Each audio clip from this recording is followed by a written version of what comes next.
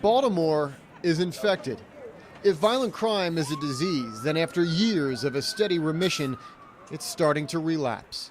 But deep inside some of the city's most important arteries, much like a vaccine, old pathogens of violence are working to inoculate the very disease they once helped create. Just pay attention to the areas where you see the assaults happening. This is Safe Streets of Park Heights, one of 4 chapters around the city run by the Baltimore City Health Department. In short, Safe Streets is a public health model aimed at curing violence as if it's a disease. Don't show them. ABC2 is the very first media organization trusted to go inside this program at the street level, spending hours on a typical canvas walking these streets with the men who once ruled them. Reformed now as outreach workers and so-called violence interrupters to spread a different message to the high-risk youth following their old path. But what makes them listen to you?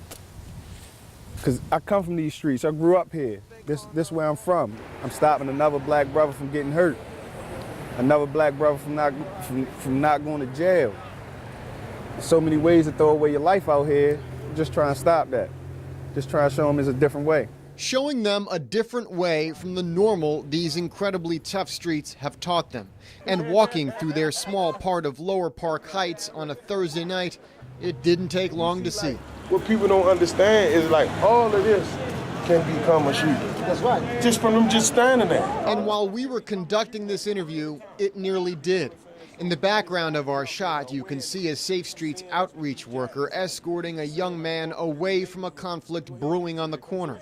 We agreed not to broadcast specifics, but just off camera, Aaron, the violence interrupter, was interrupting with a simple message to just walk away, challenging their instinct for violence, a way of life handed down over generations on these streets.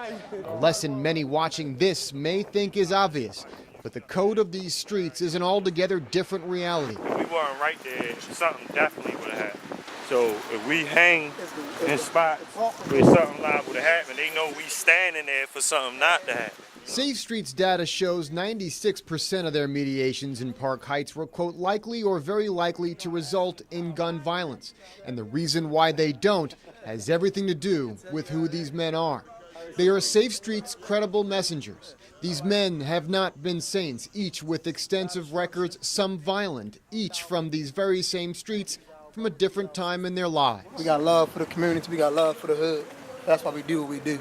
Imhotep, the oldest and supervisor, learned to walk with a limp, once paralyzed by a bullet in one of the very same corner stores we visited this night. Other transgressions carry their own street cred, immortalized in one of the most critically acclaimed shows about Baltimore's code of these streets. That's a big part of this, right? Major part. And you are a Barksdale of the Barksdales of The Wire, correct? I mean, that's a real thing. Yes, Your that's cousin a real was thing. the character. Yeah, right? Avon is definitely the character. And Avon. you're his cousin. Yeah. So you know the life that you're exactly. trying to get these guys out Exactly, I can identify with it. of. And that's the credibility you guys drive from, correct? Exactly, exactly. You need steel to sharpen steel. But the pen, as it most always does, may still prove mightier. The Safe Streets Project is backed by data but maintains absolutely no relationship with police. This work is done within the code of the streets, and none of what they do is shared with law enforcement. Each outreach worker has a caseload of up to 20 participants or high-risk youth they've identified as catalysts for the violence in the area. In less than a year, 20 of the 50 targets have gotten jobs. A re-education of social norms by, in most cases, the only type of men who have the experience to teach them. I'm told all my uncles bang guns. All my uncles sell drugs. When I come outside, all I see is people selling drugs, robbing people. That's all that's going on in these neighborhoods. A violent cycle these men have lived, but are now trying to break. Y'all go follow that man right there. I knew that young man since he was a little boy, man. I try to stay on him, get him to do right and stuff like that, man. He a good guy. How's he doing? You got my head on right, that's what he's doing. The Johns Hopkins Bloomberg School of Public Health studied the effects of the Safe Streets program since it was replicated here in 2007. The 4 small sites where Safe Streets has been operating have shown, quote, consistent evidence of violence reduction. Park Heights has only been up and running since February. Success in numbers is hard to quantify. But the campaign is already medicating a stubborn disease. When you're starting to talk to these guys, and there's that moment you can see in their eyes that it's clicking with them, does that happen? Yeah, it happens all the time. And how does that make you feel? This is the reward. Slowly inoculating a plague that's been claiming lives on these streets for generations.